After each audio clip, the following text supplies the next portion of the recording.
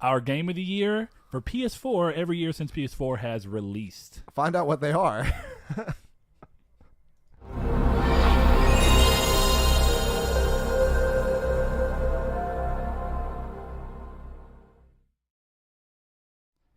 Hello and welcome to Triangle Squared, a PlayStation podcast. I'm your host, Brett Beck, and alongside me, Mr.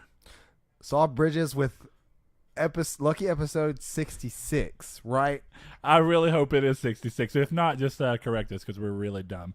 But execute episode 66.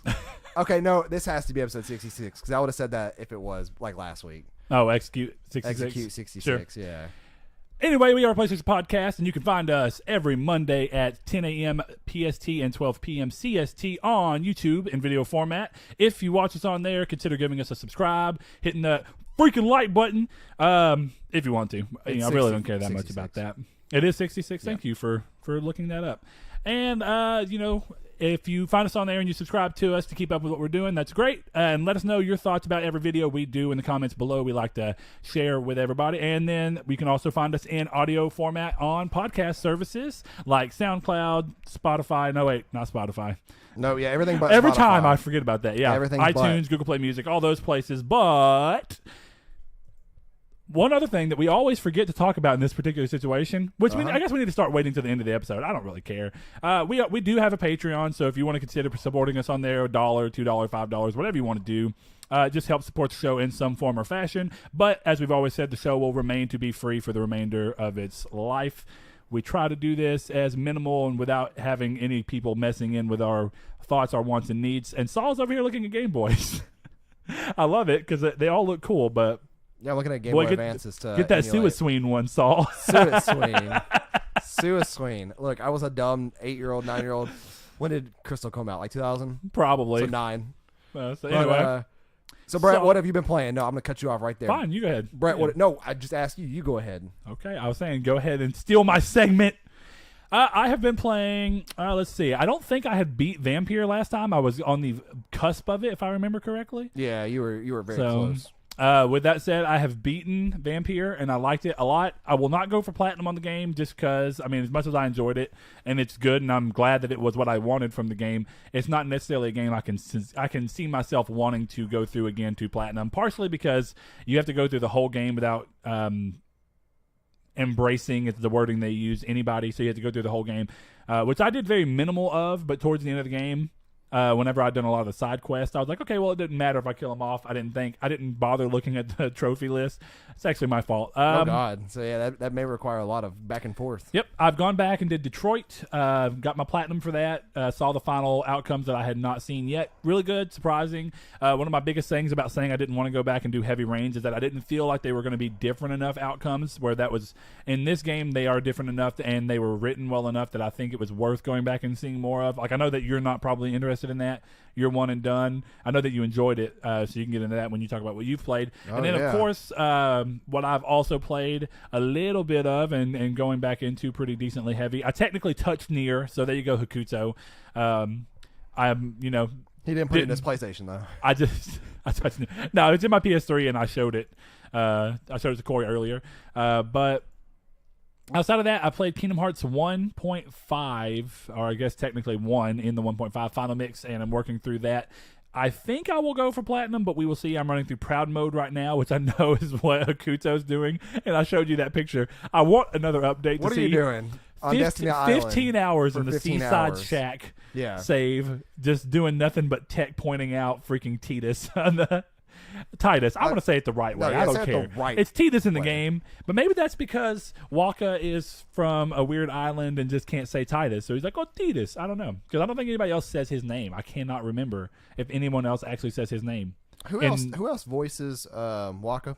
There's somebody that whoever voices him is very famous. Like, it wasn't Kuwabara's voice actor from.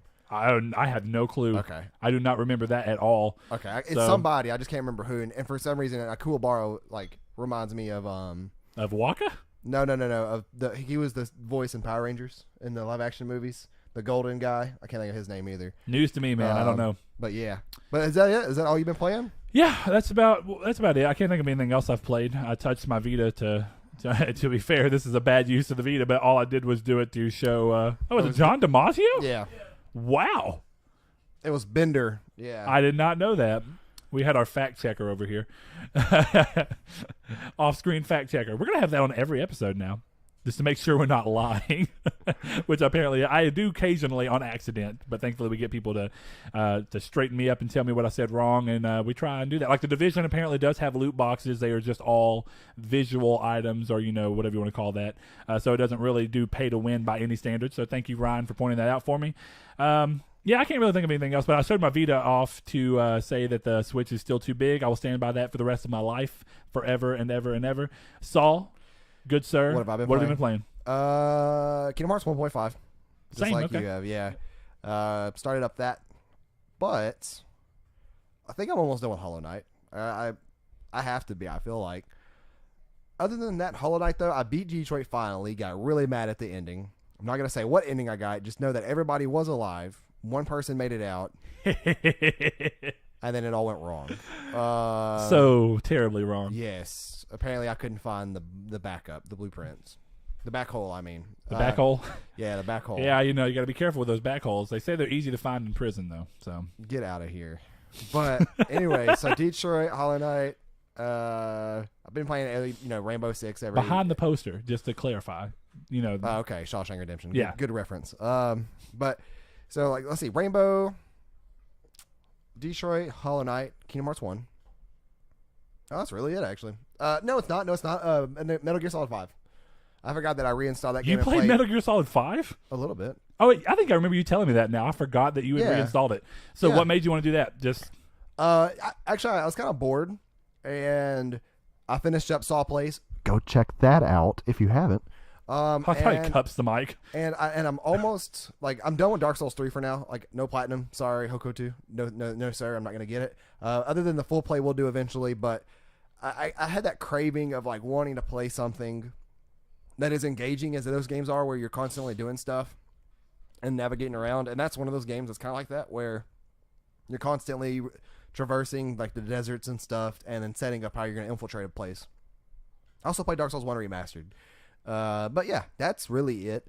I do know, though, that this episode is going to be really weird. We have no real news segment. We have no drop because we're recording weirdly. And for whatever reason, drop's not here. So you saw what I did in your list. Okay. So we do have this topic of the show that we're going to do here in a little bit, which is our top games every year that PlayStation's been out. Basically, our game of the year. But we do have reader mail we can get into. Brett, why don't you start us off real quick with the reader mail question from The newly in our Facebook group. whatever you want to call it, the newly settled or newly set up Facebook group. So yeah, we didn't really talk about the beginning section, but if you want to kind of extend the conversation outside of the standard means of, finding, going into the YouTube comments, or something, if you watch us there, or, if you listen to us on podcast services and want to be able to share your thoughts with us and other people in the community, you can do so with our Discord, which we keep the link to in all the videos and stuff like that. We do have a course on Twitter at TriangleSQRD. You can find us and give us your thoughts and ideas there. And then stop it! Just stop it, Saul. I will not stand for this. Super Monkey Ball is not one of my games. I swear to God. I keep editing the keep where he has his list, and I keep erasing things and putting Super Monkey Ball in there, and it's been amazing. I hate you. Anyway, you can also find us on Facebook now. We do have a group, so if you like Facebook a little more, it's a little different than Discord. It's easier to keep threads of conversations separate depending on what you want to talk about. And we are starting to post our weekly reader mail post in there. Actually, thanks to Josh Shoup for keeping up with that. We have our first question from there. And then we will cover just a little bit of news stuff. Not a whole lot, but we'll do some of the bit of things that we ended up coming up with. There won't be a just to timestamp clarify, for it. the reason news did not come is I've had quite a busy week, busy weekend planned with all this stuff that we had made plans for forever ago. And, of course, my grandfather's back home after recently having a stroke. So without going too far into that, we've been having to adapt to learning how to take care of him at the house. And then work has, of course, been busy. But mostly good things. Grandpa's back home. That's awesome. I'm doing fine in work, and, it's the weekend. I'm going to do fun stuff. So I have no problem. My boy Corey is here in the corner. Corner Corey. That's going to be his new name. Corner. It sounds oddly sexual. It's just who put, or nobody puts Crash in the corner. Yeah, nobody puts Crash in the corner. Oh, man. But anyway, our first question here is actually from Miss Sarah. We'll not give any further than that, but you know who you are. She says, what game environment or / theme do you love and get excited about to interact and walk around, and what environment do you hate or dread to see? Some of the examples she gave was forest, water, ocean, desert, ice, mountain, fire, volcano, mechanical, sport, activity, etc. And that got quite a bit of replies on there, so people apparently like that question a lot. So go ahead, Saul. What you got here? What do you think? Horror. Now, okay, so that's a good theme. Now, I guess in your mind, is it as long as it's horror, that starts to tinge whatever the environment is anyway? So you just it's kind of everything that comes along with it, where you are. Because like a good example is PT, right? PT is just a hallway in a house, right? Example, yeah. But because of the horror nature, it tinges everything. It's now it's dirty. It's a hallway, right? But it's there's a horror themed landscape. You know, it's yeah. It comes with bracing yourself and kind of getting in this mindset of like anything can pop out at any time. I have to be somewhat invulnerable to this kind of thing. Like you can't go in a vulnerable state of mind because you're just going to get scared really easily. And then my biggest thing is that most horror games, or the ones I like that do it well, is ones that have something chase you. For whatever reason, I've said it before, something chasing me, and I don't quite know what it is one of the most terrifying things that can happen to me. Well, I know that's like one of your biggest reasons of why you thought Alien Isolation was so great, right? Alien Isolation, Outlast. See, that's what I was going to say. Outlast, even I think. Evil Within does it a couple times throughout from what I played. Yeah. Even actually really early on. Yeah, really, really early on with a chainsaw, of all things. But, yeah, like, if you're a horror developer and you really want to make me crap my pants, make it to where something is chasing me in the dark and I can't see what or it the is. feeling that something's chasing you. Or the feeling. Because that's definitely, you know, what's funny about PT is that it's so tense because you keep rolling through the same area and you keep hearing things and seeing things and you swear there's something behind you. Definitely when the radio says, don't look behind you. Yeah. And you're like, oh my God, I just know there's something. And then you do it and there's nothing. And that game does that's a great job of building the tension. Yeah, it's the tension that game, that the horror games I like do so well. So it's like, it's that whole mindset. It's pretty much what you're getting into. It's a lot of things combined together. But yeah, horror games really set me up for a good mood.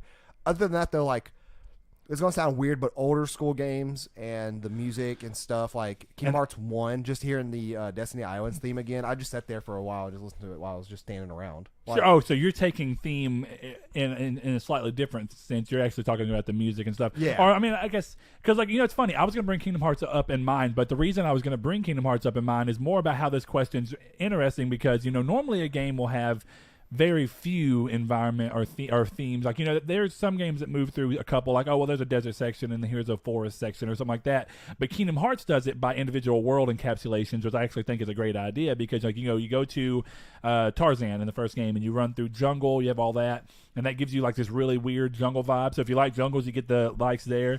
If you want to go to like a more crazy sci-fi looking thing, like when you get later in the game and you get to like the not the world that never was, but I can't remember what it's actually called. But when you're walking, it's like floating. It's like the edge of nothingness or whatever. And it's like there's just stones floating and you're walking on air. Yeah. And you're like, oh, God. And some of it's blocked off and there's like a weird path. Tron.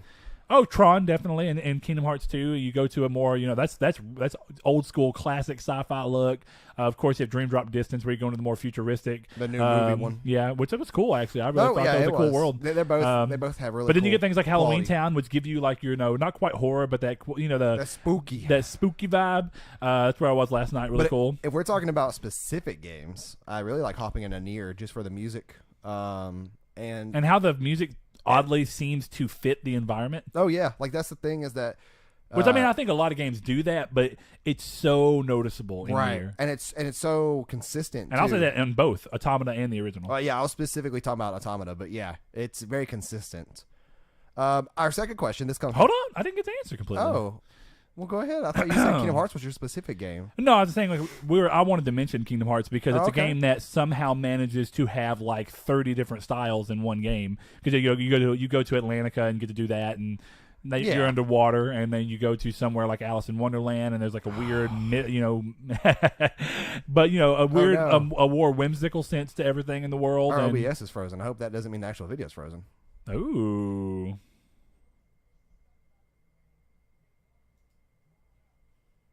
Boy, am I making the derpiest of faces right now. If we're still alive, I am sorry. Yeah, we very well may be. If you're watching us on YouTube, just forgive us for a second. We're going to do something real quick. We are doing stuff a little bit differently, so does that stop recording, I wonder? Hey, we're back. Nah, we ain't stopped recording. Okay. We are doing things differently, and that's unfortunate. It's something that's kind of making it easier on us in a weird way. So that we can have an easier time pumping out everything. Yeah. But anyway, hopefully that shouldn't do anything outside of just making the video look stupid for a couple seconds. Try and keep an eye on that. Video? You mean me look stupid? I'm sitting over here with my eyes all frozen and stuff.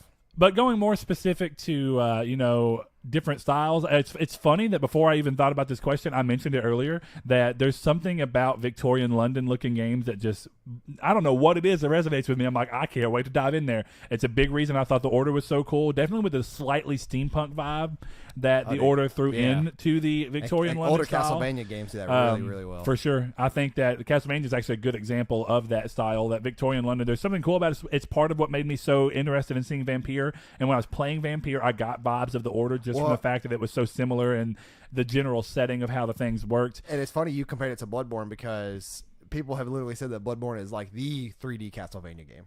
Like, oh, yeah. I've heard that from a lot of people. Yeah. And even though I didn't play it, part of that Victorian London style is what makes me want to go back and play Castlevania Lords of Shadow. The first one that people didn't hate on, but PS2? the second one that everyone liked. No, it's PS3 game.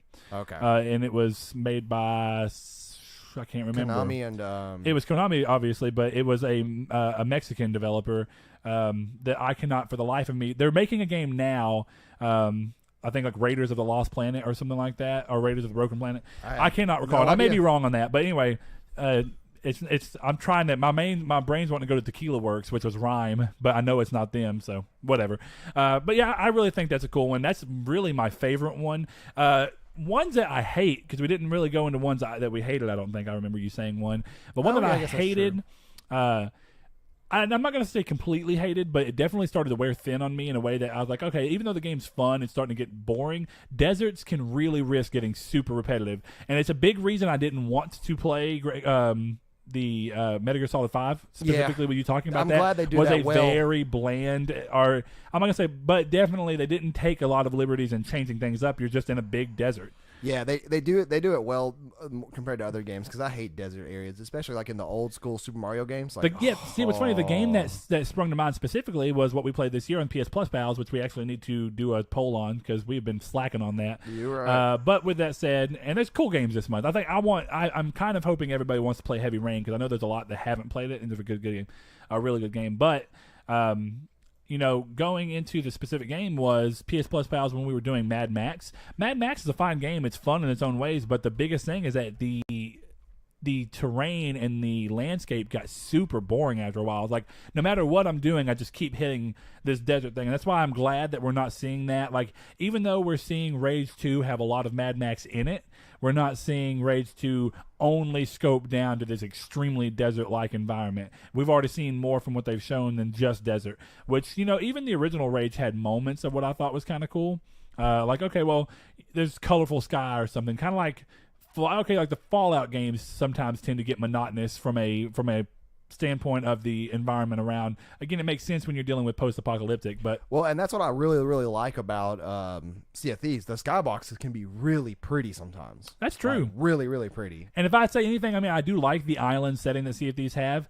The fact with all the islands being that you visit them a lot, and the fact that they are just all very islandy and they don't differ greatly. There are times when we're playing, I'm like, okay, I'm starting to get a little tired of the environment itself, but it's not so tiring that I don't want to play the game. It's just because the game's fun, and that's why we're playing it, not because the environment's pulling you in necessarily. Though the water is very beautiful. It is. Like the whole game looks really, really, really cool in terms of, and it has an interesting art style that lets it pull a pretty looking. And I'm not saying that we've had the argument that it should have pushed the 1X more than it actually does, but at the same time, it is what it is, and it's taking an art style for the fact of wanting to have a game with a style, and there's nothing wrong with that. Yeah. Go ahead, Saul. You want to do another question? Sure. So over there at Twitter, Triangle SQRD, we have Mr. Sean Santaroot. He says, "What mature-rated game did you play as a kid or teenager?"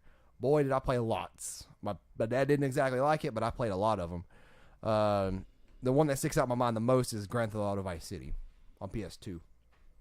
He said as a teenager specifically, right? Yeah. So it's funny. He said as a kid or teenager. Oh, a kid or teenager. So yeah, the the Grand Theft Auto games are a great example. I was playing those as a kid. Playing Devil May Cry and stuff like that as a kid. Yep, that's actually my two right there is Devil May Cry 1 and Vice City. God of War, for darn sure. I don't think, even though they had moments, they weren't mature though. But I was thinking of the Prince of Persia games for some reason. I don't think they. Oh, I think the first one was T, but I do think that Warrior Within was mature. Yeah, definitely. And I can't remember if the last one was mature or not. That's actually an interesting question because I'm trying to think of a lot of the games that I played that were just like really over the top to be a kid. I know there were other PS2 games, but obviously God of War, sex mini games, and all that stuff was pretty over the top, and you're dealing with mature things. I'd say that from a pretty gruesome style, the first The Darkness game was mature and had a pretty interesting style to it, and I actually love that game. Yeah, that game's really underrated in my opinion. Man, the second one was surprisingly good. It blew. I was super surprised, and then I found out I think it was Iron Galaxy that made it, and I didn't even know that. Different developer. No, it wasn't Iron Galaxy. It was the team behind Warframe, Digital Extremes. Yeah. And I didn't know that. That's what it was. So that was cool. I mean, it's funny. I played that game without even thinking about the fact that it was by the Warframe team because I actually really thought that Dark Sector was really cool. That was mature, but not in a way that I think was really worth calling mature. It was just mature from a visual. That wasn't a 360 exclusive, was it? What, Dark Sector? Yeah. No, I've got it on PS3. Okay. I couldn't remember. Yep. So. But our second question, and like I said before, you guys always feel free to write us on Twitter on our Friday and Wednesday reader mail questions. This would be the third question, right? The third question, yeah, my bad. Second question from Twitter. I got you. But we always answer these three questions, and no matter what, I don't care if you guys ask, and you're the same people every week, we like the questions, so never shy away from asking. And if you really are shy, you can hop in our DMs. We don't mind that at all. Let's see. Josh Ayers says, I've been playing Resident Evil 7 without VR. It's great. What VR games would be great games without VR? Interesting question, because I think there is a very good answer to this for me, and that's Moss. Okay. No, I don't know enough about the mechanics to know if they would work well without VR, but I do think Moss is a game I want to play. I just don't want to have VR to play it. Okay, well, so here's the thing that makes the question so weird, right? Is that most of the VR games that are really good VR games do interesting things with VR to the point that it's almost intrinsically tied into VR. So the thing about Moss that gets weird is I'm not sure how you would play Moss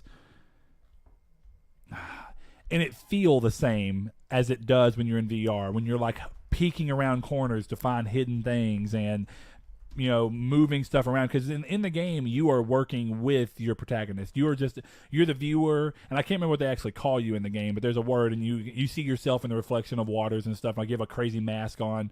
It's really cool the way they pull that off, and the way that it actually ends up working is like you're manipulating things and working with Quill, who's the little mouse companion that you're playing with. So you're as much of the game as she is.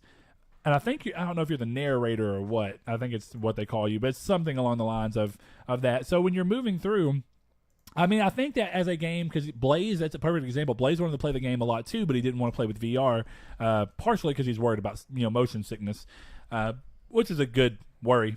No, yeah, like that's I never felt motion sickness up until that mecha game that you had, the arena game. Oh, yeah, Riggs. When you go in the elevator. Yeah. It was just very slow slightly. But it was the fact that I was going up, my body was not moving. Yeah. So it threw me off, and it kind of gave my stomach a backflip.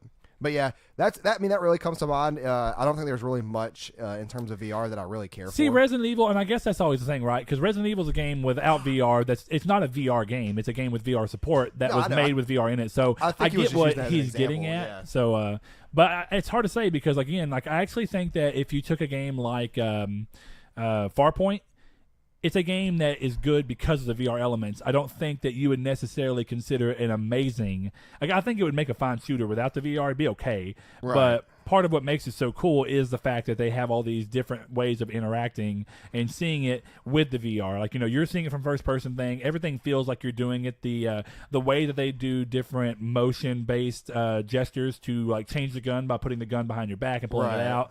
And it's even like the old staple stuff too, where you aim a gun down to reload it, and like the arcade shooters. Yeah. Well, and they fix that in a slightly different way by just having it to where the guns don't have normal ammo. Right. And that's so like you have a gun that just has an overheat. It's like an electric gun. You shoot and it overheats and it's pulled down. That's typically a good thing to do in VR. Smart too. way to do it. They have a shotgun that pulls in atmospheric pressure to create shells and then goes. So you don't have to pick up ammo or worry about it. You just hit a button and it'll start to reload. I don't think you actually have to push down. But I think that most of the games that I've really loved on VR while I've been playing them are games that intrinsically work because they're in VR. I don't think that Job Simulator would be near as fun or funny if it wasn't in VR because it's just so stupid. Totally agree. To see around it. So, I mean, good question, but it's a game that I have a hard time answering. It's a thing I have a hard time answering because Moss, I think, could have made a great game without VR if they didn't mechanically tie it so into VR. Yeah. I think you may be able to pull it out and just do it with a thing, but you'd have to remap a lot of things, and I'm not sure how it would work.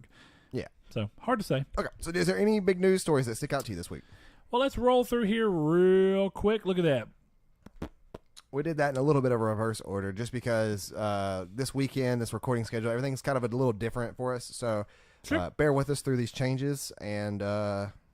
So there's a couple things. Enjoy. Yeah. We'll this is just a weird week for all this, but we're going to go ahead and do what we got to do to keep the show going. But one of the big things that we talked about, and this is in relation to last week's episode, is that Todd Howard has come out and more or less called Sony out for crossplay.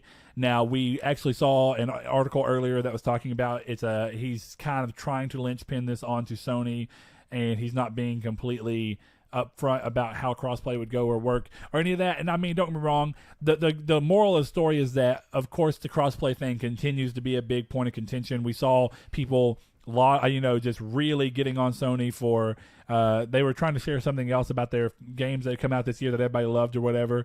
Our greatest game of all time, and it was Last of Us. It was obviously just a joke tweet, but then people were sitting there putting stuff like, why can't I play crossplay with my friends? And then hashtag blame Sony was number one. Yeah, so it's the thing is that, of course, with all of what's going on, we're seeing people be more vocal because there's been more instances, which is what I was worried about even when the initial instance of Xbox PS4 crossplay accidentally happening on Fortnite.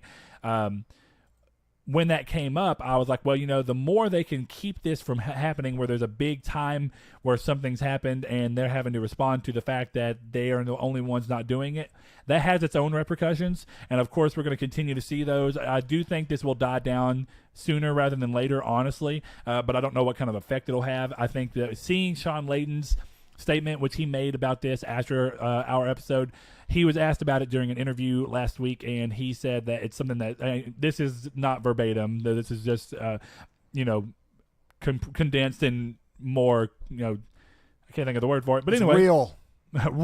Anyway, so he just said that it's something that they're looking into and that they are trying to look at what would be best for them as a business and best for their customers. And I think that that's a very honest answer because what he's trying to say is that and I'm not going to put words in his mouth, but it sounds like what he's trying to say is exactly what I was getting at, that there are ways for them to come out of this being more fair, like unlocking the Epic account and finding a way to separate the Epic account issue from the crossplay issue, and by doing so, fixing one problem that I really do view as an inexcusable problem, even if it came from an accident or whatever, and then not having to necessarily address crossplay yet. Now, as they continue to get pressure from people, there is a chance that we still see crossplay be addressed when we see a PS5. I do think that they will try and ride out the rest of the PS4 generation without doing it. Right. But if they get enough pressure, I do think from a business side, we could obviously see them change that. It's just going to be a lot of ifs, ands, and buts. Yeah. What happens will affect the outcome. I think currently we're going to see, and what it sounds like from his statement is fixing the problem that's immediately at hand and then dealing with the long-term issue of people wanting crossplay. And I do think that they will get a lot of backlash pulled off. Not all of it, obviously, if they can just fix the account problem and then let crossplay be its own issue separately. But time will tell. It will, yeah. And I'm curious to see the outcome in the end. Sure. So, I mean, and I do think that Todd Howard coming out and saying something about it, what it just means is that he's feeding the fire, and I'm sure he's trying to use his position. He has a platform as a big name developer to try and invoke change on his side, which some people get into big crazy things about. I'm just hoping that gamers aren't trying to jump on him the same way as other people and other things. Not going to get into what I mean, but we've seen other things that are hobbies of people loving where they try and use their platform to make changes they see fit, come back with backlash. So with that being said. I think it's interesting that he's trying to do it, and I don't think it's necessarily out of his ballpark to say it. He's saying that it's something he would like to see, and he has a voice, and he's using his voice to try and call Sony out to make a change.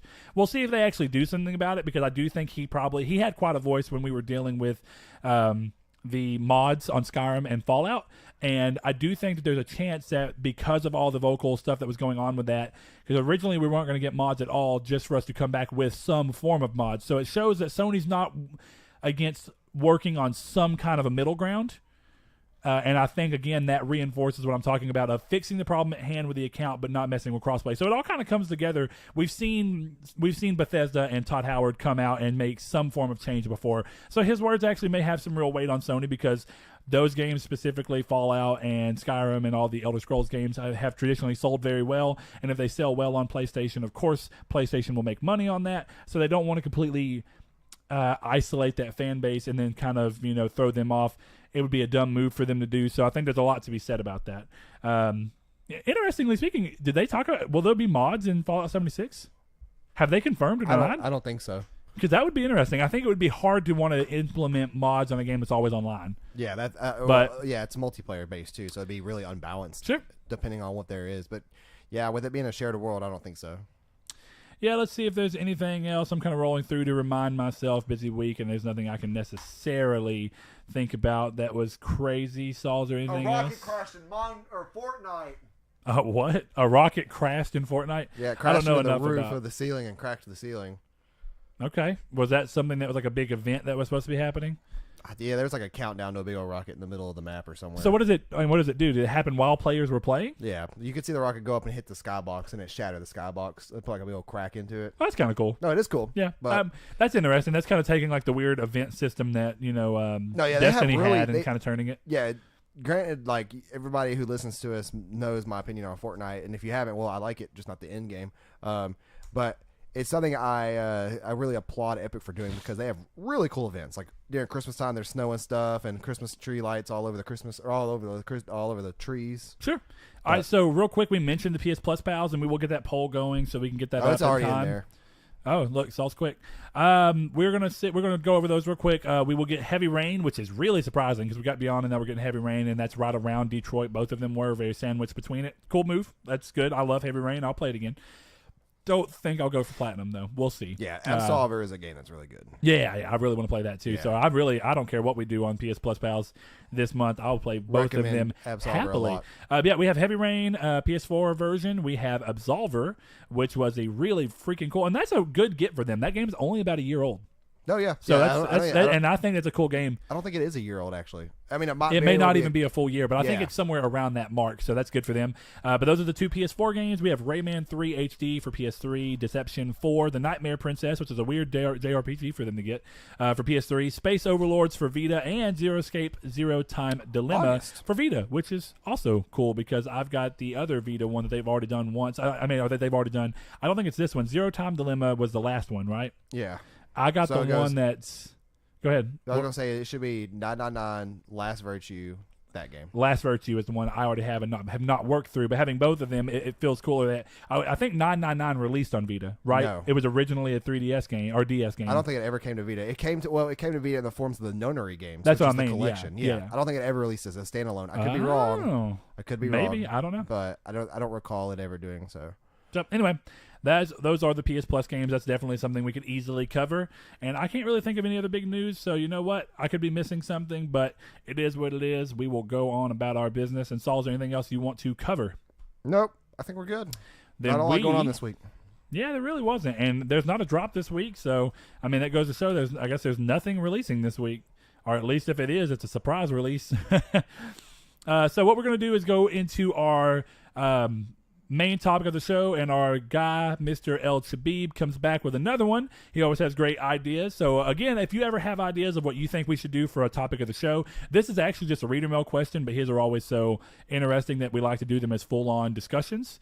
But if you ever have ideas for what you'd like to see from topic of the show or hear our thoughts on anything specifically, you can reach out to us on any of our things. If you want to go to the Facebook thing and reach out, you can find me on there. Saul doesn't have a Facebook, so you probably won't see him on there, or I know you won't see him on there. You can find us both on Twitter. I mean, you just go to at Triangle SQRD, tell us what you want there, or you can always talk about it in the comments or join the Discord and let us know your thoughts there, or DM us if you want to. Slide those DMs. New pinned tweet on our Twitter. That is the Discord invitation link.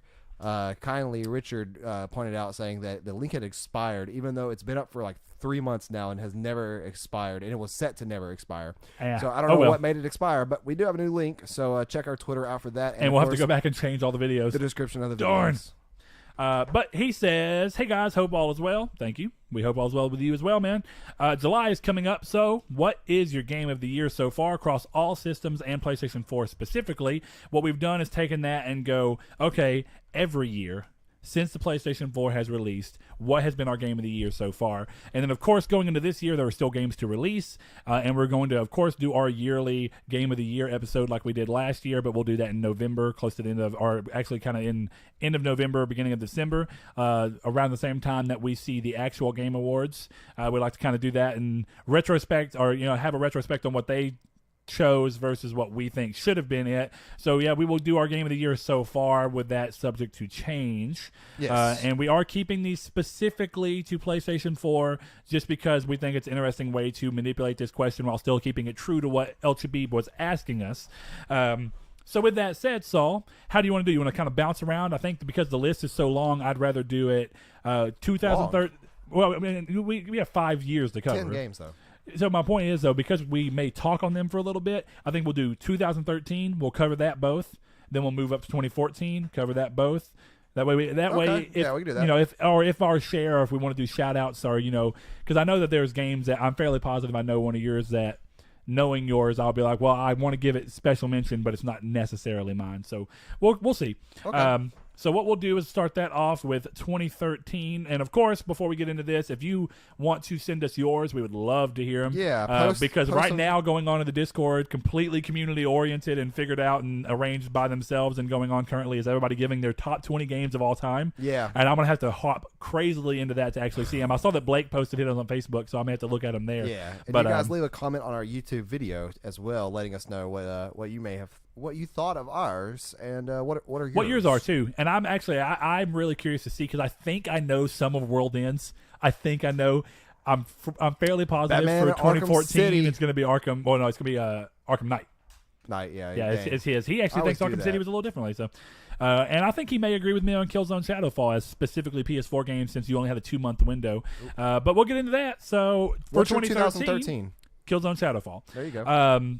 I think Killzone Shadowfall is a weird example of a franchise taking a lot of steps in a different direction that I actually thought mostly were good.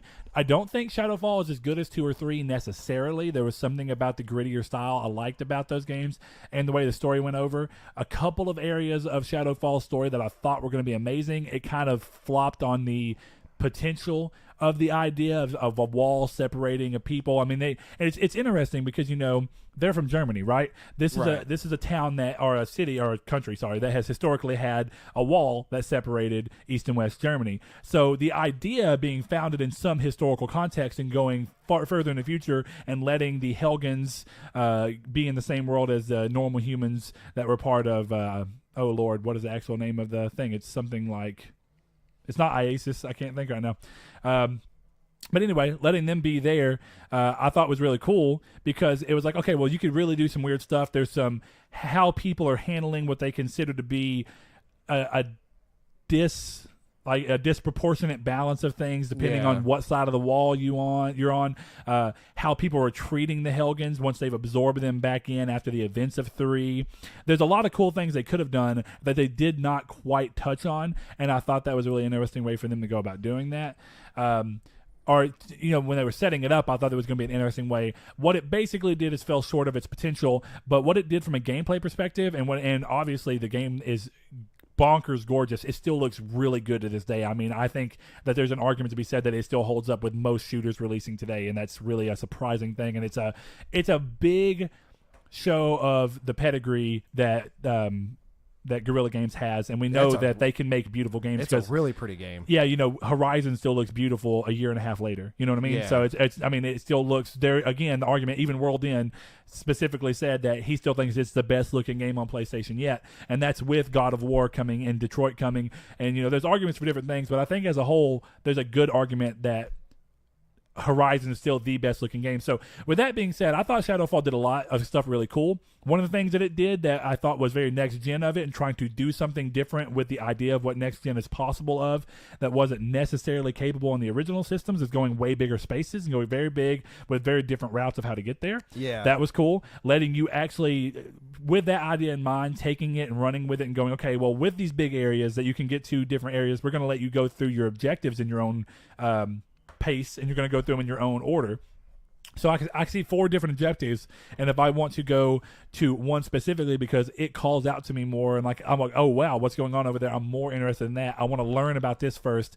That may have been to the detriment of the story because of the fact that you're not hitting things in the same way. Right, but another game that hit on that idea later as well, and a little differently, what was Uncharted Lost Legacy, which was the idea of, okay, you have these 4 places you got to go hit them in your own order, and we're going to adjust the story and the wording to make sure we do that. I thought that was a cool idea for both series to take. I thought it was cool to open up Uncharted a little bit, and it was cool to open up Killzone a little bit.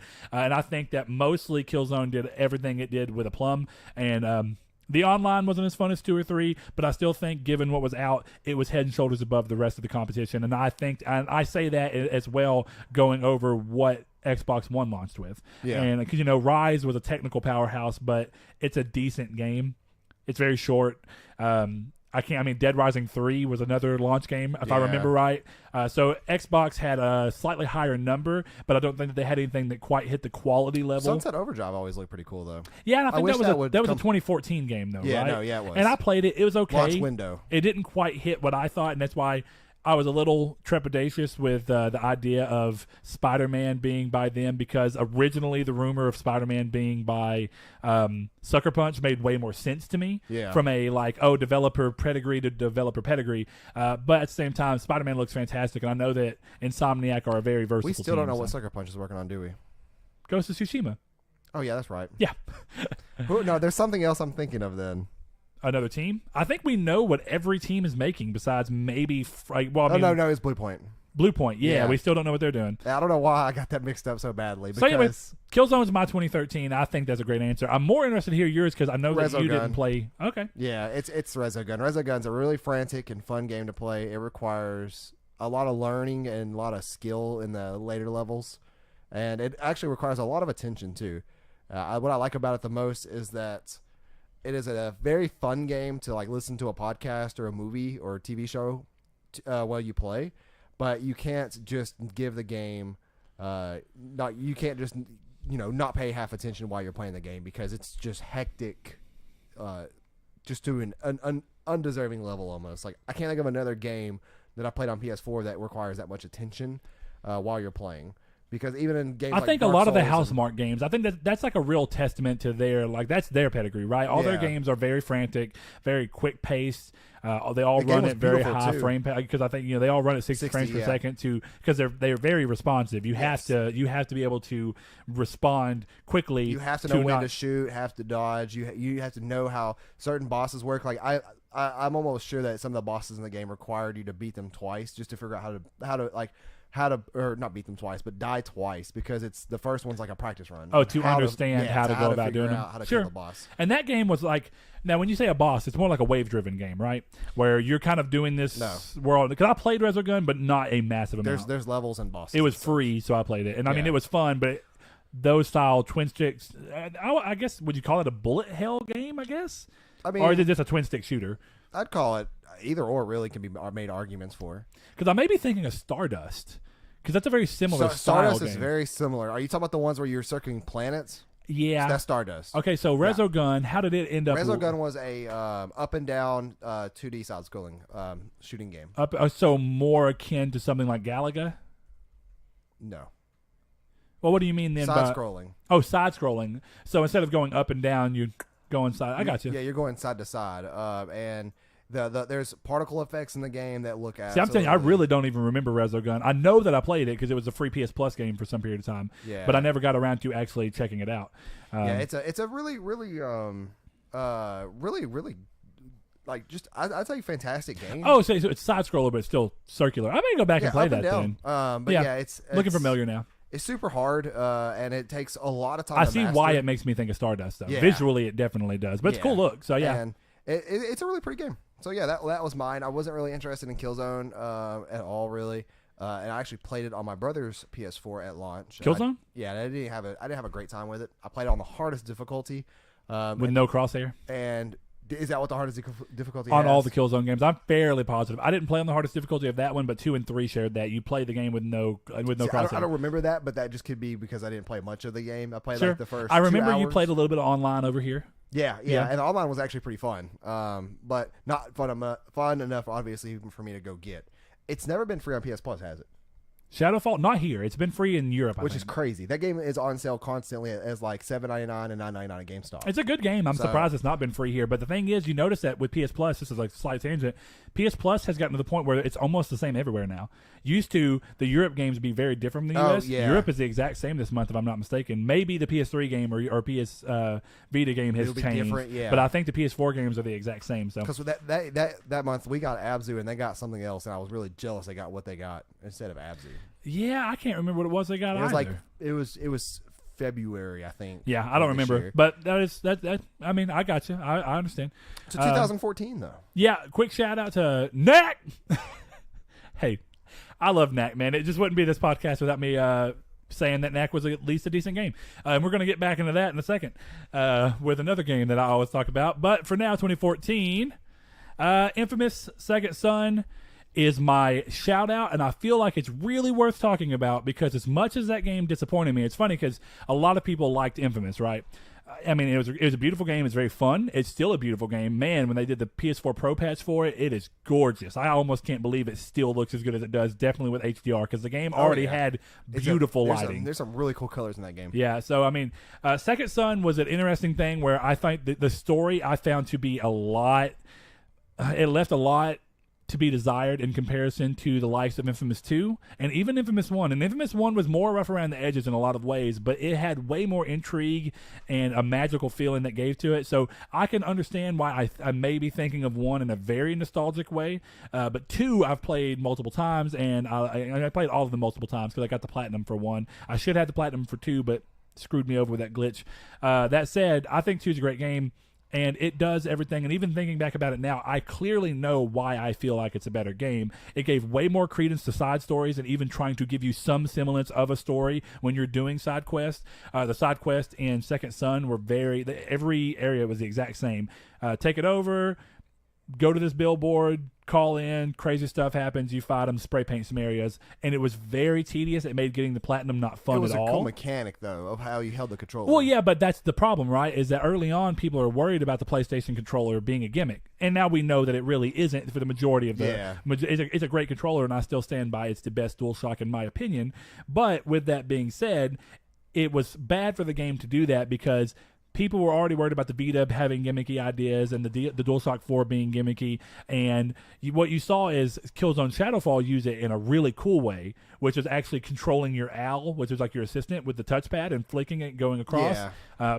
And a lot of games use the touchpad in a way that didn't feel gimmicky, and it felt like it actually added to the experience. And, of course, that game comes in and does that. And it's like, is it cool? Great. Yeah. Does it show off all these things that you can do with this that you probably wouldn't have thought about? Yes. But does it really add to the game after you've done it once? No. And that was a big problem. So I thought that was a big letdown. I thought the story had too black and white and it's funny I'm talking about this in this way because I do want to say the game is incredibly fun. I mean, it is the most fun Infamous game for a lot of reasons. There are things I liked better into the ability to pull over a quick menu and slide out what your changes were, so you could change between ice or fire depending on which one you sided with, and electric. So you already had multiple powers going in that game, and then you also had the ability to change out like specifically your hand fire, your shield blast, and all these different things that you could do. And being able to change them on the fly and very quickly change your styles and then locking them in, like the different bolts you could do. There was like one that was more geared towards headshots. There was one that was more geared towards having 3 of them go out and center on one person, so you were doing more damage over time. So like precision and tracking and stuff. That's kind of, yeah. So I mean, it was set up in a way that honestly they both felt really good, and I wish that Second Son would have had that. But Second Son doing what it did with as many powers as it did and so well, I still think was great. The only power that felt, and they even said it was kind of because they were rushed. The only power that didn't feel fleshed out enough was concrete. Yeah. And that was just an unfortunate thing. Where it was cool and it was OP, but it wasn't fun. It was just there to be OP and cool because it was late game, right? But Second Son to finish up my kind of what makes it not hit the game of the year for me, and it's the way I worded it earlier whenever I was talking to Corey about it, is that Second Son, I was really hyped for it, and it had so much building off of what I loved about 1 and 2, and even the game that they did that was like infamous Blood whatever, where Cole was a vampire, which was awesome. I really loved that game. Carnival of the Blood. Carnival of something. Well, yeah. But I guess I came into it with too much hype, which is going back into our, we had that episode about controlling hype, and I normally am good about keeping myself there, but I came into the game and was ultimately disappointed, whereas the other game I'm going to talk about surprised me, and that's why it's kind of found its way into this for me. But the thing about Second Son is that when it comes to decisions, to handle decisions from a way less black and white thing, you look at both things and be like, wow, there's a positive and there's a huge positive and a huge negative that are not black and white on each one of these decisions, and it really is morally ambiguous of what you really should do, and you can understand the side, definitely the final decision, both ways. The entirety of Second Son felt like, oh, I'm just going to be a dick, and that's why I'm making this decision, because I just want my character to be a dick, and that's what apparently being evil means, right? Instead of being morally ambiguous, but doing things that are questionable. Instead, it was just, oh, you're doing something that's obviously bad and trying to make this person who's on the edge, like, I'm not going to spoil the game necessarily, but things go down, and like you meet this person who's already, she's on the edge, and you're either going to help her be more crossing over this line that's not even morally ambiguous, it's just clearly evil, or you're going to try and pull her more towards the good side. It's just, it doesn't have any weight, it doesn't have any emotional resonance to me, it just feels bad, and it leads you to feeling like when certain things happen throughout the story that none of them are weightful as they needed to be, and even when you get to the end and you're fighting Augustine, which is not a spoiler at all, it's obvious it's what the game's building to, but it just doesn't feel worth it at all. And it's a game that was incredibly fun, but lacked a lot of heart, in my opinion. I know that there are people that feel a little bit differently about that, but my game that actually is the Talos Principle, which was a puzzle game. I love puzzle games. I was very hungry after Portal 2 for a game that made me feel as good as Portal 2 did while being a puzzle game, which meant a puzzle game that had a story that was actually really thought provoking and made you be like, oh, I wouldn't have thought about that. I was really surprised when Portal 2 made me care about the characters in a puzzle game that had not been done to me prior. Portal 1 was an incredibly fun puzzle game and of course introduced GLaDOS, but going into depth of everything and making you care about why GLaDOS and Wheatley and all these people were doing what they were doing, and the personality that was linked to them was great. Going into the Talos Principle, and it's funny, a lot of the games I end up loving do this, like, what is it to be alive question, and like existential crisis and all this stuff, and that game handles that in such a cool way. And I'm not going to talk about it too much because I spent a little more time than I should have on Infamous, but I think if you've not played it and you were even loosely interested in puzzle games, you should give it a try. It goes on sale often for a small enough amount that I think it would be worth playing. It's an incredibly interesting game, and it takes a lot of weird liberties. Look into it. It's not hard. All the puzzles are interesting when you see them and you finally get them. You're like, wow, it felt really good to get to that point. And the story consistently keeps you asking questions and wanting to go forward. And I think that surprised me so much that it still is a memory to this day that I had, and I regret playing it on PC because it was on sale for cheap enough, and it wasn't on sale on PlayStation yet, and I missed the fact that I didn't get trophies, and I constantly wonder if I want to rebuy it just to play it again and get trophies. But go ahead, Saul. So I didn't play mine in 2014, but it came from 2014, and I played it late 2015 into 16 into 17 into 18, and that is Final Fantasy 14: A Realm Reborn. That game was so good. For some reason, I actually thought you did start it in 14, but I guess not. No. I mean, I started it technically at the very, very end of 14. I started the trial that they finally put out on PlayStation. So I guess technically I did play it in 2014. Yeah. But that game was so good that I have spent hundreds of hours into it. Probably the most amount of hours I've spent into a gaming series this generation, other than Dark Souls and Bloodborne combined. It is something that I can always go back to and have fun with because I could change up variety in terms of classes I'm playing, in terms of the quest I'm doing differently. It's always a really good time.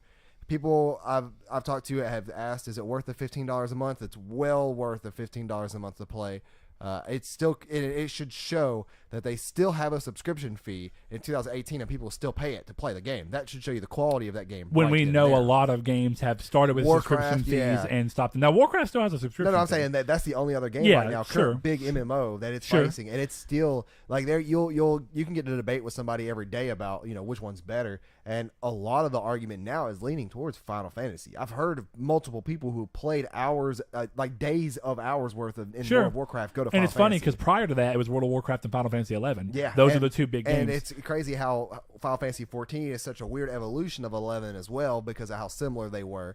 But I mean, that's a good answer, man. Because we saw fucking what is it? Elder Scrolls Online go from being a game with a subscription to dropping it because now don't get me wrong, they're still making more money with it being a free to play. They're doing well, but they could not support it because people did not feel the game was worth the money. And that in the game, it has. I've never been kicked from a server. I've never been like every now and then you run into a big city like what's it called? It's a big old sea. It's a city that's really really pretty. And I can't think of the name of it. Didn't play the game enough to ever remember. It's a main world hub and it has markets and everything, and that's one of the most popular places to go. But it's called like Locosta. I can't think of the name of it right now. But you get a little bit of slowdown or frame drops when you go in there because there's literally 50-something people running around, and then it's really fun. I think I've showed y'all pictures before of like the Ginyu Force that were at the gates of all the people doing the Ginyu Force poses. Yeah. So it's so fun. To put an ending note, was that a mod? No. So those poses are just in there? Those poses are just in there. That's funny. But to put a little ending statement on it is that it was good enough that I got Dark Souls 3 on release date, and I went home and I continued playing Final Fantasy 14 for 3 or 4 more hours before popping in Dark Souls 3. I remember you telling me that. So, good game. I recommend it to anybody who likes RPGs and Final Fantasy games. Well, since it's a good Final Fantasy game. Yeah, since I keep doing these weird shout-outs, because that's how I always am, you can't tell me that I have to choose something and me not be able to shout it out. Something else that I thought was really close. Is there any other game from 15 that you think, or as far as from 14 that you think was like a real close tie for you? Nothing that's worth mentioning for me. Okay, no. I got you. Because I know you didn't really play Infamous, and really it was kind of a slow year, 14 was a slow year, really. Limsa Lominsa. Limsa Lominsa. So it doesn't have a C in it at all, Saul. What do you mean? You said it was a C, a big old C. Did you say city in a weird way? Is that what it was? I said C. Oh, a C. I gotcha. Like water. Yeah, water. Okay, 2015 then. You want to take this one, Spearhead? Or you want me to go ahead and go? Go ahead, go. Okay. Well, it wouldn't be a PlayStation podcast featuring me if I didn't talk about The Order 1886, boys. Love the game. Played it 2 times a year at least. I actually stayed up for 12 hours after a long work day and beat the whole game in one night. Yes. But that doesn't mean it was short, and I can go and show you where my original save shows for 11 hours and like 39 minutes. I'm going to round that up to 12. That's fair. Plenty of other games are that long. Didn't get stuff. That said, though, my actual game, and it's funny because there's a lot of competition in 15, right? 15. I mean, there's enough competition. Bloodborne. Yeah, I was going to say, Bloodborne. Well, no, go ahead. But 15 was the year that we started seeing PlayStation kind of speed up with their exclusives. We started seeing more ambitious and less sequel-based third-party games, which was something that was kind of newer. It's like prior to that, the beginning of 13, all the third-party games for PlayStation 13 that were big were all ports of games that were already released on PS3. And then 14 going into that was sequels to those. You had things like, I think 14 maybe and 15, but I'm pretty sure it was 14 was like Dragon Age Inquisition. 14. So that's what I mean. You saw sequels, and now don't get me wrong, Inquisition was a very loved game, so not hating on it. I didn't care for it. Had it on PC, didn't like it that much. But oh well, got it for free, didn't matter. But with that being said, the game that ended up sticking out the most to me, and I know a lot of people in the Discord who are going to know. I know that this is their game. There's no ifs, ands, doubts about it. I love Bloodborne, and I played the hell out of Bloodborne. But the game that sticks with me to this day in a very different sense, and it's a very big it has become what I compare all RPGs to, The Witcher 3. And I don't think that I need to even say too terribly much about that. I know that it's different for you. Yeah, you throw that shoe. That said, though, the thing about it is that I still think to this day, for a number of reasons. The Witcher 3 was supported in a way that no other game prior had really been supported, and continues to be supported. Even this year, we are just seeing PS4 Pro patches coming and Xbox One X patches coming. It's a game that continues to sell well. It's a game that is undoubtedly going to fund the entirety of Cyberpunk, whereas before, the thing about The Witcher 2 is it was a big enough game, but The Witcher 3 was still a big gamble for them. The Witcher 3 made them the studio that can take whatever creative challenge they want to. Yeah, you're totally right. And that's really cool. I'm super excited for it. Yeah, and Cyberpunk looks great. But that's the thing, is that the reason I'm excited for Cyberpunk is that knowing that I already compare The Witcher 3 to other games that I think were amazing, I don't think it's a completely fair comparison to compare The Witcher 3 to Skyrim, because they are very different games from very different eras. Skyrim was coming at the end of a console generation that would no way, form, or fashion would have been able to do anything close to what The Witcher was trying to attempt and succeed at, really.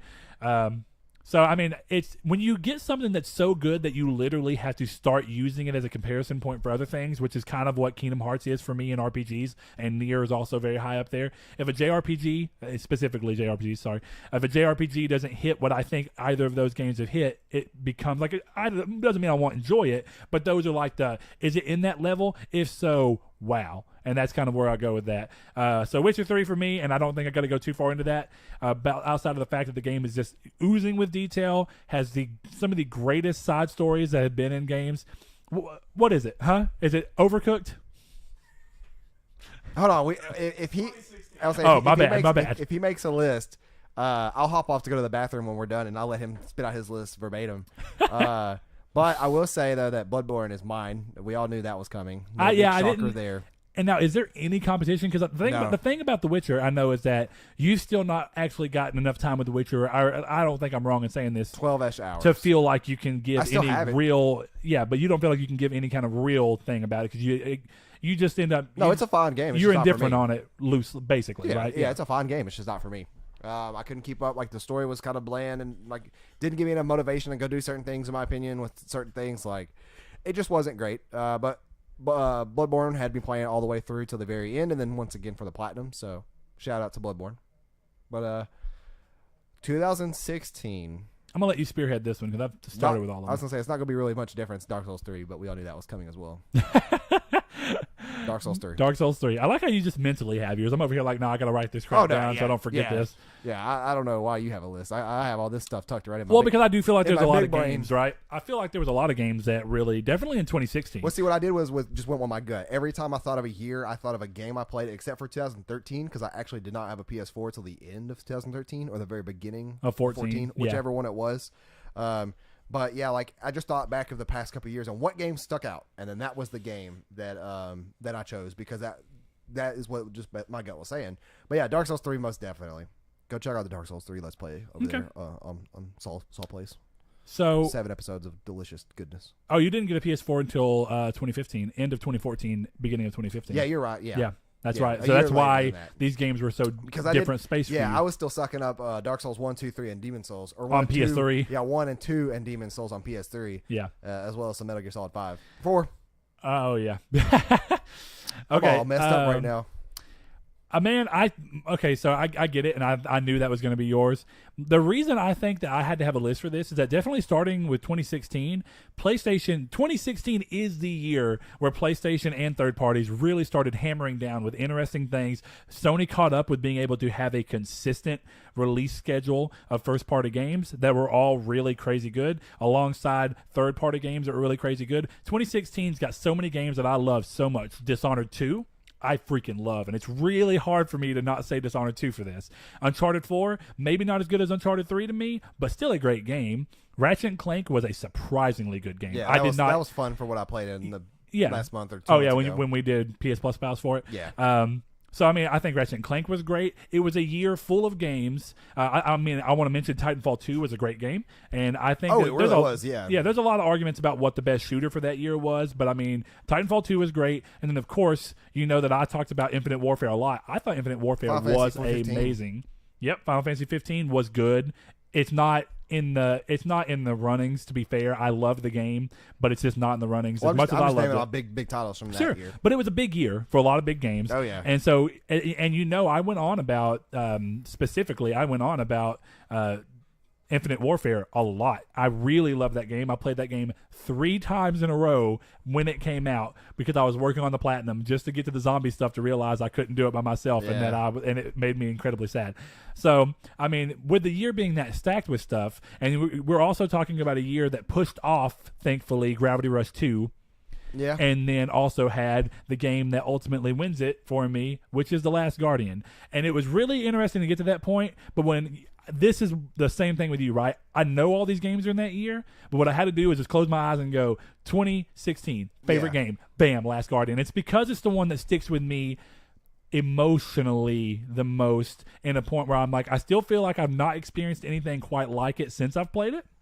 Yeah, that makes sense. And I do think it's a game that just has that weird special feeling. Similar.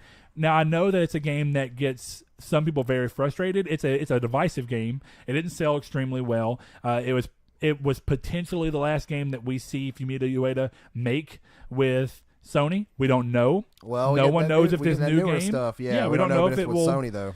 Well, yeah, exactly. So it will be on PS4 almost undoubtedly, but will it be an exclusive? No one knows, and it's very interesting to see. I do think that the reason he left shows that he probably doesn't want to be with Sony, at least from an own standpoint. It may be a second-party game. Hard to say. But I think The Last Guardian's an easy answer for me because it's so emotionally resonating, and it's funny. Even watching a video today about it, when we were watching Video Game Donkey playing it, even him doing stuff on purpose to make the game look like it's kind of ridiculous, it just goes to show all the things that I thought were so great about the game. Like having AI in this, in Trico, whatever, the cat bird thing. I loved it because it felt so much like having and I'm a sucker for animals. I talk about it all the time. It had such a connection with me. It made me feel like I was building a connection with a dog for myself or a cat for myself. And I'm already just a big sucker for animals. Going through all that and then feeling the same thing, definitely when you get to the parts where there's trauma and there's issues that happen surrounding this animal, just for you to end up going, oh man, this animal can't express its thing, but I know it's hurting, and this is hurting me because I can't do anything necessarily in the moment to help it until I get to the point where I can. And then also the fact that it kind of goes towards you. It's a very... I guess part of why I appreciate it so much is that it's a relationship that is built with almost no words, because the only words that happen are the words you say to him, and I think that that's really special.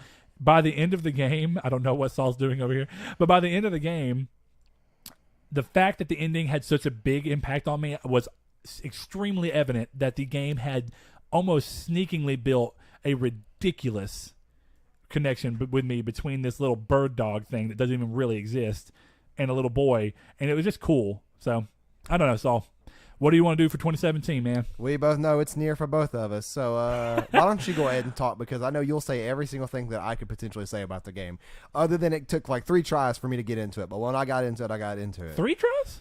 Yeah. Oh, because you got it at launch. I tried again on my vacation when I still had the game. Then you decided to trade it in, and then I got it again digitally when it was on sale for $25, I think, or $30. I don't remember what it was on sale for. Man, you get that at a steal if you got it for $30. It was $25 or $30. It was $24.99 or $29.99. I just can't remember which one I bought it at. And what about and later in the same year? So yeah, that's actually pretty good. Yeah. So like it was our game of the year last year. If you guys watched that and episode. I will say we've gone head over heels for it and all our game of the year stuff. So if you've seen it, I won't go on too terribly long about it. But of course, it's a game that I feel like probably shouldn't have existed in this landscape. But a lot of people accompany the fact that Sony has been so. It's funny because in the current landscape we're seeing Sony get yelled at. we're seeing Sony get yelled at for all these things that they're considering anti-consumer and all these things. But for a lot of things, man, we would not have gotten a game like Nier Automata had it not been for the PlayStation 4 and its success and the way that it's built things. PC alone would not have been able to have justified Nier Automata's price to make, even though it was a very low-budget game. It didn't have much behind it. But you look at the sales of Nier Automata, right? Nier Automata is over 3 million copies, if I remember right. With 3 million copies sold, I guarantee you, and I remember looking at the numbers at one point, the PC sales of that game are like 500,000. Now, with that being said, the original Nier didn't sell 500,000 anyway, so it's still doing better on PC alone. But if you want to see a game like that succeed, we're seeing the game succeed specifically as a PlayStation, but it's a game that is weird. It takes a lot of odd approaches. It mocks a lot of things that are cliches about the franchise, or about JRPGs, not franchise alone. But it does all these really cool things that JRPGs tend not to do in this day and age, and it was part of what you're seeing as a resurgence of JRPGs in this generation that was sorely on a decline last generation. And you're seeing it with things like Final Fantasy 15 coming back and trying to be different. You're seeing things like Nier Automata being truly different from what you're seeing in the current gaming landscape. And I think Yoko is a very interesting guy, and it's a game that's worth playing for the soundtrack alone, but also a great story that you will probably be surprised by the time you get done that you care as much as you did. Yeah. And it's a testament to show that sometimes people with crazy ideas make the coolest things. So that's all I'll say about that. My shout out for 2017, because I think that Saul would agree with this to a good extent. And it's just also, it's funny because it's coming off of what I was talking about with Microsoft's conference, but Ninja Theory's Hellblade, I think, was an awesome game. Is that your background now? Yeah. Awesome. But I think it really was, and that's one of those games I'll stand by, that you cannot play that game with TV speakers. You have to play the entire game with headphones. Well, and it's an experience, right? It's a game part of that the experience. It's more than a game. It's an experience, and it becomes so much more as you're playing through it. I don't want to say if you do it the right way, but if you play that game with headphones on and you just let yourself get lost, the game just may not be for you, and I know that. But if it's a game that's even remotely for you, I think you'll again be surprised at how Melina Juergens, or whatever her name is, pulled this character off with having no acting experience at all. Cute. She did a fantastic job. And I think that while in some ways you could say it trivializes what they're trying to get through with these mental disorders, it has to do so slightly to be able to still be a game. But I think that they did far more good than they did bad. Hakotu, we love and hate you all at the same time. My God. Did you see Check it? Discord. Oh, man. Regardless, it was Hellblade was a great fantastic game. experience. $30 for like 12-ish hours of gameplay is perfect. The experience was fine. A lot of things that could be left up to be hit or miss at the end too, in terms of like what's going to happen and anything else revolving the series. It was really worth the money, and it came at such a great time of that last year. It did. It came in a really good because nothing. Right, because man, the beginning of last year was so freaking heavy with games that it came at a time where I didn't feel like I was inundated with things to play. I actually had some time to breathe and then played it. And it was a good relaxation and kind of a breakaway that was like. But to go against my normal self, go ahead and finish. Sorry, Saul. Oh, no, I was going to say it was a good experience to have as a vacation game, like a game to do or a game to play while there's nothing else coming out right now and to relax with. Sure, and I'll say like my last thing about it is that this will actually go to a conversation we had earlier when we went to go eat about the order, right? So and what I even said earlier, right? 12 hours for a game, it definitely as polished as I think that the order was. It was a very beautiful game, and it still stands out as one of the prettiest games on PlayStation 4. I understand the argument. I was glad to pay $60 for it because I remember it. But objectively looking at it, I get that it's a game that's hard to argue why it's $60.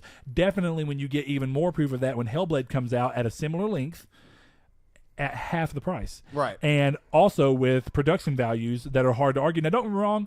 Hellblade ultimately doesn't look as good as The Order.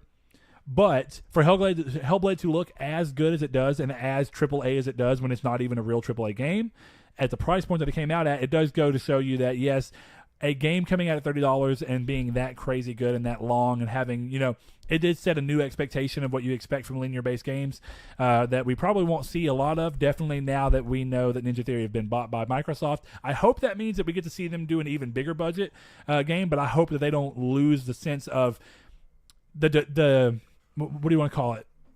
I don't want to say it in a way that sounds like it's pejorative, right?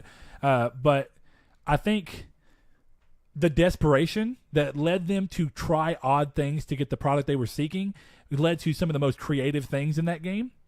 And the creative ways of doing things, like the way that they worked around getting a facial capture scan, that creativity that pushed that, I hope they don't lose by being given a huge budget to do what they want. I hope that means that they keep this creativity and go, now we have the budget to push it to its exact limit of what we can do with that. And I think that's a good way to do it. Okay.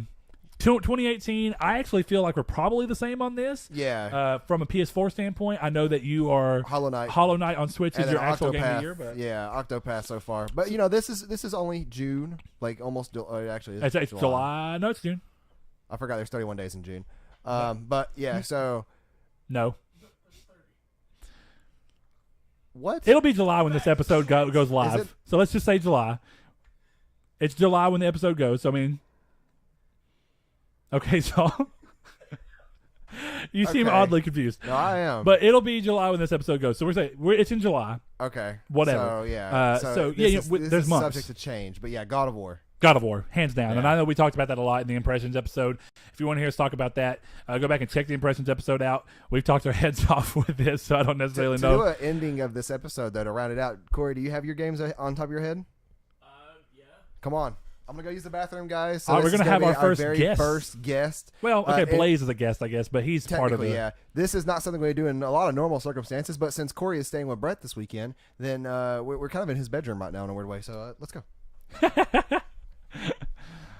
All right, Corey. Give them to me, buddy. So, Alright, we know 2016s, but I'm going to let you get there on your own. Yeah, my list. Talking to the mic. Talking to the mic. Oh, hey. There you go. Get that baby up to you. So, You got to talk right here. Yeah. Ooh, hello. Silky smooth butter. Hi, everybody.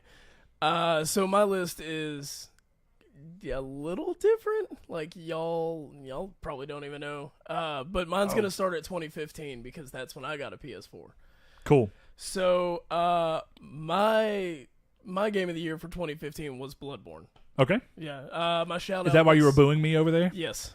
Have you played The Witcher Yeah, I've played The Witcher. Who Did you hasn't enjoy played it? No, I did not. at all? No. Okay. Hey, I get it. It's not a game was for everybody, not- nor is Bloodborne, Just to be was fair. not for me. But my shout out was Until Dawn. Like I'm a huge horror fan, and it's just so beautiful. I was expecting one thing, and it turned out to be something else. Just amazing game. That actually what's funny is when I was going through this and really thinking, I almost wanted that to be my game because I was like, it was so good. It's just, if I'm gonna have a shout out, it's got to be my game. And I did love Until Dawn. I want to go back and get the platinum because that game honestly surprised me, and it showed me that another studio can try this. Because it's a little different, right? But the idea that they were doing Supermassive when they went in that game was way more along the lines of what you see typically from a Quantic Dream game. Because you can say that Quantic Dream games are similar enough to Telltale games, but I feel like that's doing a disservice to the Quantic Dream because the games are way more involved. There's way more outcomes. Way more. And it's just they're way more polished than what you see on the side of something like Telltale. They don't come out episodic. They are one full thought that happens in one sitting, which is ironically the way I play the Telltale games, but they're not trying to end on cliffhangers and come back in. It's flowed in a very different way. So I mean, I think that Until Dawn's a great example of a weird underhit game that and again, a game that they didn't even expect to do well. Yeah, but I mean, I bought it way late. I got it. Let's see, back in 2016, towards the end of 2016. Okay, so you didn't play it And in yeah, 2015. Yeah, no, I played Sure. it way late, and I mean, I got it for like $8. And Oh, yeah. I ran through it like 4 times in the first weekend that I had it. It's just so good. I loved everything about it. Man, I say I don't want to get into spoiler territory on that game at all, but No. man. I did not expect what the big bad was, and that made me really happy. So much of the way they pulled that game off. I mean, and you know what's funny? We were talking about gimmicks, right? And going about how certain games were showing off that, okay, well, the DualShock 4 can be kind of gimmicky. I actually feel like the way that game tries to utilize the idea of working in the PlayStation and the DualShock 4 specifically's more interesting input methods and control methods is using the gyroscope in it in the moments of fear. Oh, yeah. Like whenever, there's stuff going on and you're hiding and you're having to hold the controller steady and there's a box that's Completely the same. still. Yeah, and so there's a box on screen for those of you who have not played the game in case this will push you into playing it. There's a box on screen at the bottom that's the same shape as the light on the DualShock, the little kind of triangle shape. Super clever. But it's there, and so you have a light inside of it. And it tracks your controller. What you have to do is keep your controller still while you're doing it. And it's like, because it's so tense, certain people would actually have problems keeping still. And it was a cool way to do it. And you felt like really like, oh man, if I mess up, it's probably gonna be bad. I know I might have possibly lost someone because I was just like, uh-oh. And moved just a little too much, and it was like, she's gone. What's funny is I lost somebody. I went through almost the entire game without losing anybody. And then I lost my favorite. I lost my waifu, Ashley. That was my girl. I felt so bad that I lost her, and it was because of something stupid. I'll tell you about it when we're done here. But go ahead. So that's 2015? So that's that's 2015. Okay. So 2016, Overcooked is my shout out. Surprisingly. Oh, shout out. It's my shout out. Oh. It's my shout. I will admit, I loved Overcooked so much. It was the most fun I had playing a game. Like sitting around with my buddies on the couch and just hammering out, trying to cook all this food and get it out the door in a timely manner it was just so much fun for me. But my game of the year would be Uncharted 4 because, like I said earlier, I strongly stand by the fact that I think the Uncharted series is the best first-party PlayStation exclusive. Series. And I think that it's really hard to argue that from a sales number, from a review rating number, from general reverence of the series. People they love it. And I mean, it's amazing. I'm with you, and I think that the only reason it's really hard to argue currently because we've gotten a lot of really cool new IP is that a lot of the series that this gen or a lot of the games this gen are not series yet.